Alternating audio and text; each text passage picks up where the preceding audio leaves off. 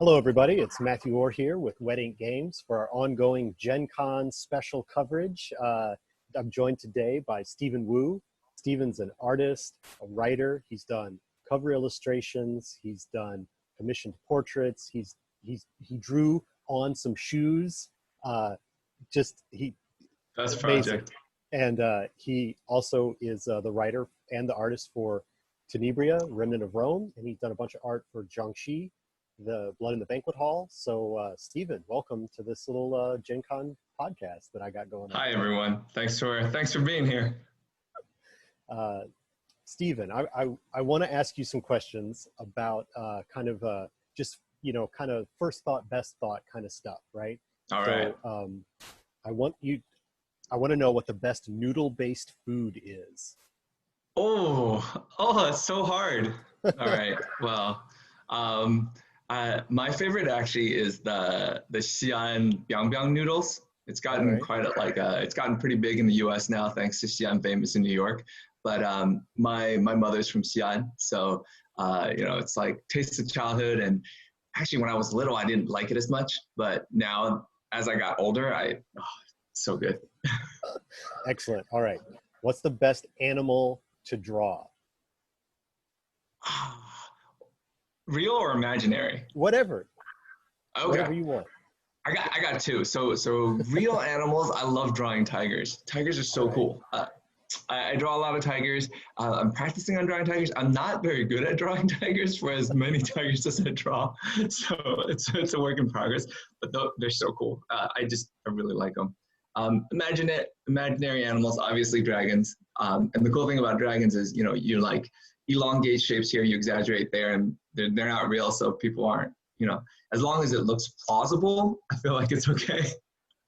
Excellent. So that leads right into my next question, which is, what is the best kaiju? Ooh, I think it's got to be Rodan. I'm a power gamer. I like the really, really strong ones. Excellent. All right, so this is changing gears just a little bit here. All right. What is the best portrayal of Romans across all media? What's the best? Across all media. All media. Video games, Ooh. comics, movies, TV shows. All right, so I got role-playing games. Three. Top three. All right. Top three. So HBO and BBC's Rome. Excellent. I thought it was really, really cool. It's an HBO show, so it's, ridiculous sex and violence, but also I really liked the sort of, the Roman big characters and the big history combined with, the everyday person, the sort of working class, like ex-centurion stuff. It's just really cool. Ecce Romani, the old Latin textbook that was really cool. It was really helpful. It was sort of my first exposure to a lot of this stuff, and it was interesting. It was really interesting to learn about this like super, super advanced society from so long ago. Very, very cool. And then Asterix and Obelix. Excellent. Classics. All right. So I forgot one of your important titles when I was going through your titles before. You're also a father. So I'm going to ask you, what's the best children's book? We've been really, really into, because my son loves construction vehicles, right? So Goodnight Construction Site, that whole series has been really good. But in terms of what I like, there's been a series about weather, like snow, sun. I forgot the author, but the watercolor illustrations are amazing. And then there's one last one. What do you do with an idea? And then there's like, what do you do with a problem? It's also a series of books. The books are really cool because they teach kids about overcoming adversity and sort of like thinking about stuff, being creative. And the illustrations are just like spectacular. They're so beautiful, good, amazing. I mean, I would be proud to eventually get to that level. It's so good. All right. Thanks. That's great. All great answers. So I have a question for you kind of about like two things that I know about you are that you have a commitment to do one art a day, art of some kind, one a day, and you also really like to live in big cities. So, Yeah. uh, so I those to me those seem like they might be related. So, can you kind of talk to me about like how you work as an artist and how you work as a writer and like what that may have to do with your love of living where you can see buildings and stuff. Yeah. Yeah. So, I mean, they're definitely related, correlated. I think it's the same restlessness. I'm like fidgeting as we talk right now. So it's, so I was born in a big city, but at 100 days, I moved to Shanghai and I grew up in Shanghai. Um, I lived in New York for a while. Really, really love New York.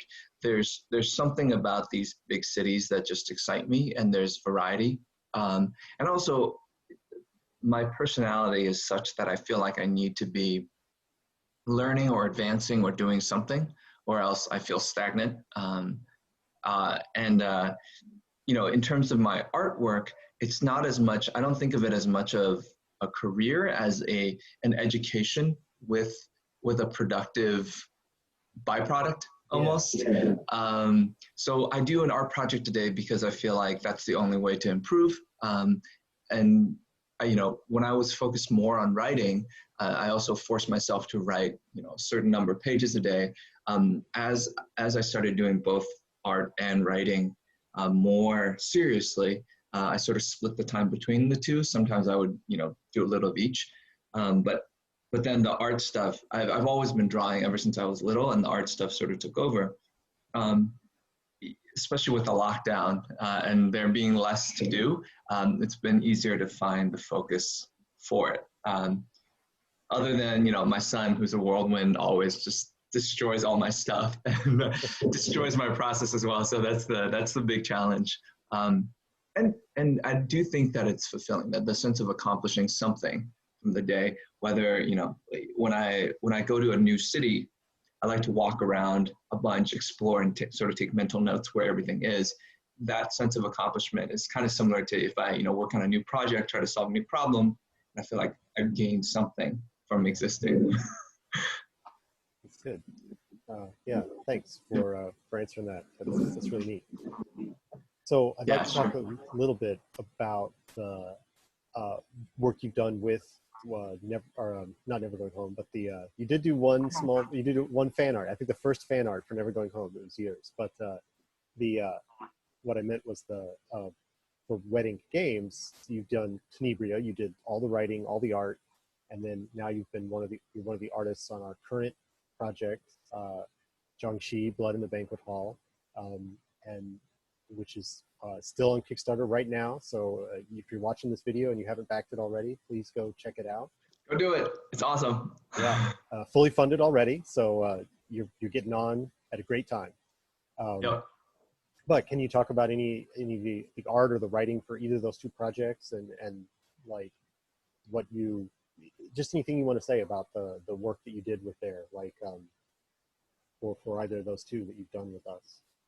Yeah, sure, of course.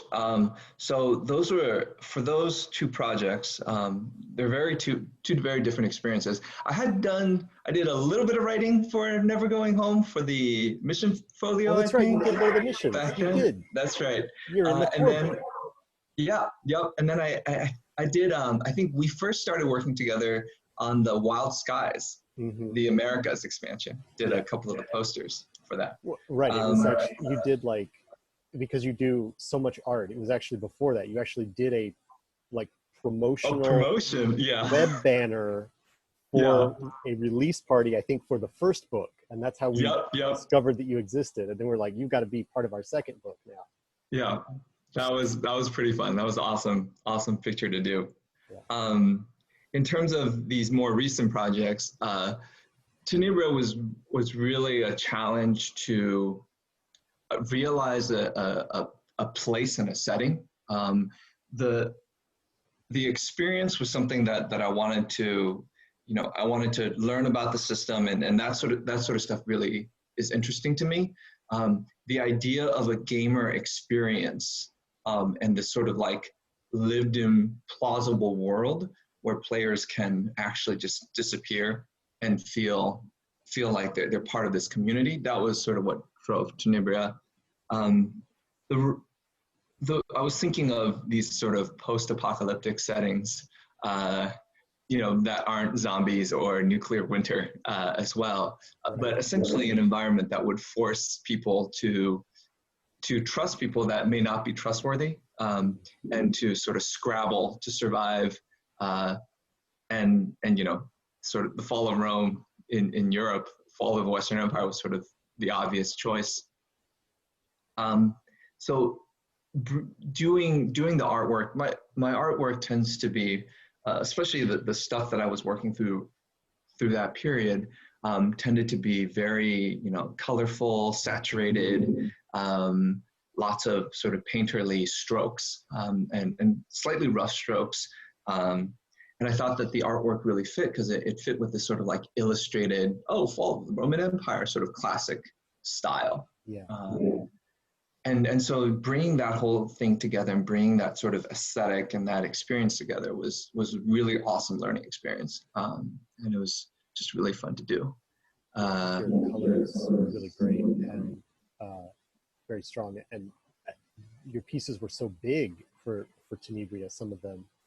In some of the promo stuff, I would like kind of crop them into like these little, like focus in on this one little detail and then just keep pulling out over this. I would post like a new, less cropped version in the promotion because like there was too much. You couldn't put it in an Instagram post just by itself. You had to kind of build that. But finding those moments in your pieces and they were there, right? You'd put in all this detail, of like so much was happening. It did give like an epic scale to the art.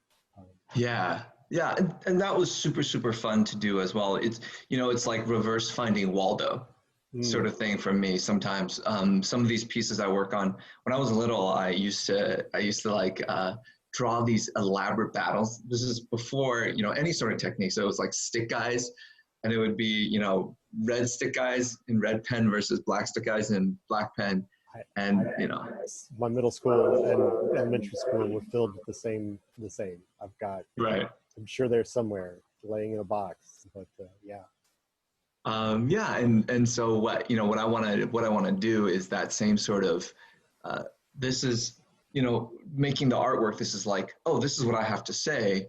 And if someone looks at it and says, okay, I see what he's doing, and then takes a second look and says, okay, that's really interesting that he decided to do that there. That for me is what it's all about, right? Like that's, we create to express ourselves. And if someone else takes the time to take that expression, that's sort of the whole point, which is, it's awesome.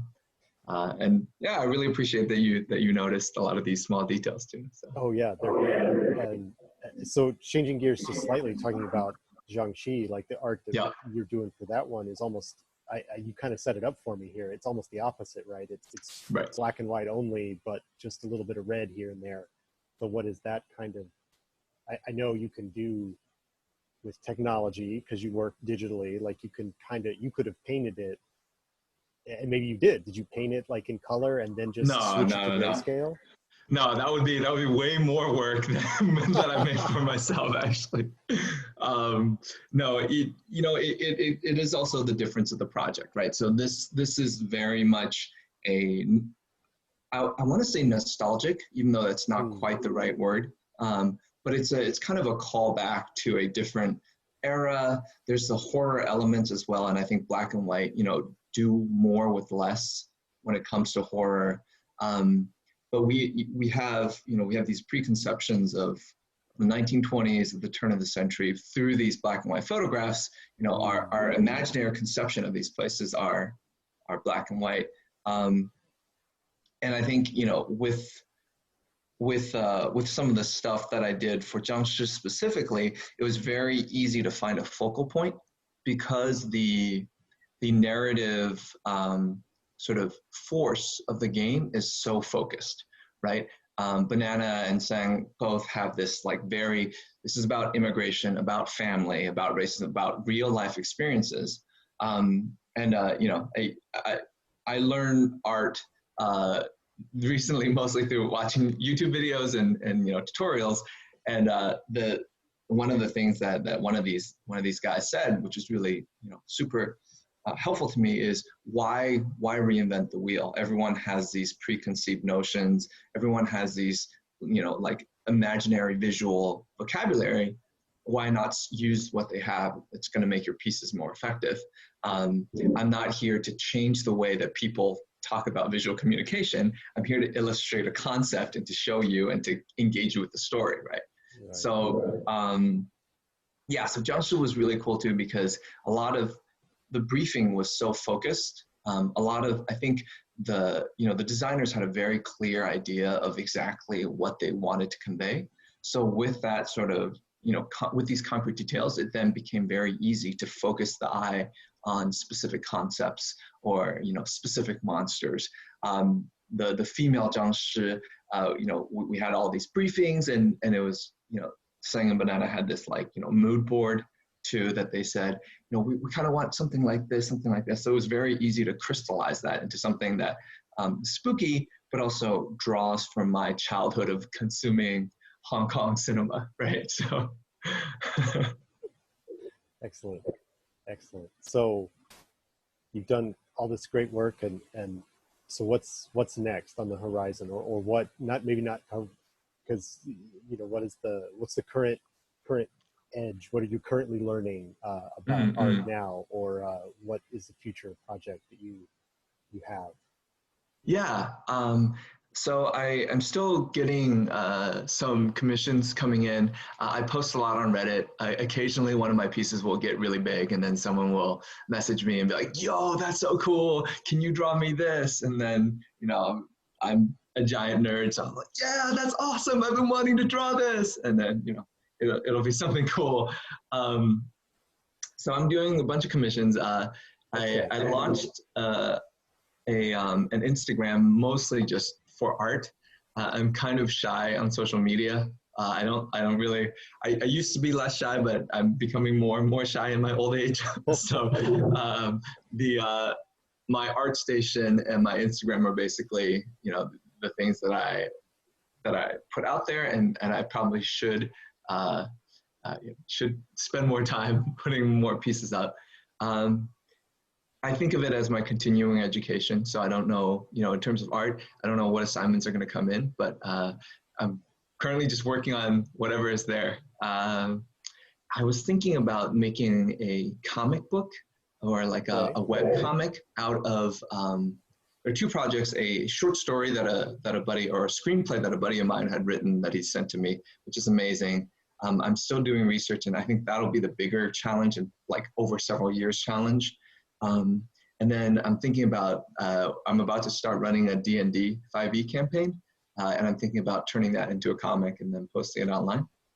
And then I'm finishing up a novel. I did go to law school, so I actually wrote a like Harry Potter law school sort of novella. I think because it's under 60,000 words, I think it's a novella, maybe. I don't know where those cutoffs are. Right. But it's, it's a sort of detective noir thing about essentially attorneys who can draw memories from objects. So it makes the whole like courtroom drama thing obsolete, you think, because you could actually replay the truth. But then there's an element of the whole Rashomon thing where even when there's elements of truth, different people draw different things, and then you find out that the rich and powerful still have access to rich and powerful wizards who can, tell their version of the truth. So that sounds, all of those things you just mentioned sound amazing. So I will be looking forward to all of those. I gotta stick the landing though. So well, I'll only wish positive waves for that. That sounds awesome. Amazing. Thank you. Anything else you want to tell us about, or do you want to actually mention your Instagram? You just mentioned Instagram and ArtStation. Do you actually want to name check them so people can hear Sure. You can find me on Instagram at Wurtyurt. That's WURTYURT. it's like Woo Art Yurt, I guess. It works. I swear I write, and it's decently good. And then my art station is Esteban Wooen. So look for me there. The Instagram is probably going to be more, I'll even put sketches up there, and the art station is going to be more finished pieces. There you go. There you go, everybody. All right. So the last thing here are 5-minute pitch-o-rama. And okay. I'm opening up my timer here. Okay. So the two pieces that I think I want to start with are like a crashed spaceship and somehow related to like a knightly order. Like, oh, so like those are our two starting points. So like, okay. I think that's like I almost am imagining like, and this is almost too obvious, right? But it's kind of the starting point for me is like the crashed spaceship is now the castle that the knights operate from, and then but maybe not. Maybe it's not. I don't know. Like just those two elements of like that contrast, sort of like the it's obviously like maybe they don't even know it's a spaceship, right? But we as the viewers would be like, oh well, that's obviously a spaceship, but then it's surrounded or inhabited or pursued by this sort of medieval level knights on horseback or I like or something. It doesn't have to be horses, whatever. Just but the armor, I don't know. I like that. I actually have done an illustration of that theme of like a crashed spaceship and a knight with it. Oh, so yeah? I've actually thought about this. So maybe this is cheating. So what about Not at all. like medieval people thinking that these astronauts, what we know as Earth astronauts, these alien medieval people think of as angels or divine beings. So then they create a Templar order, right, around these people, and all the things that we take for granted as like mundane things, they think of as like these holy vestments. Okay.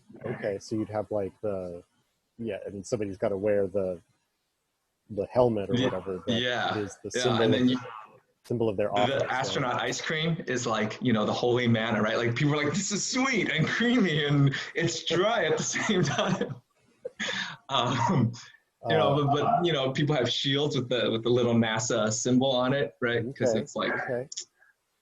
So if this is a setting for the game, what kind of game world would we be building here? Would it be?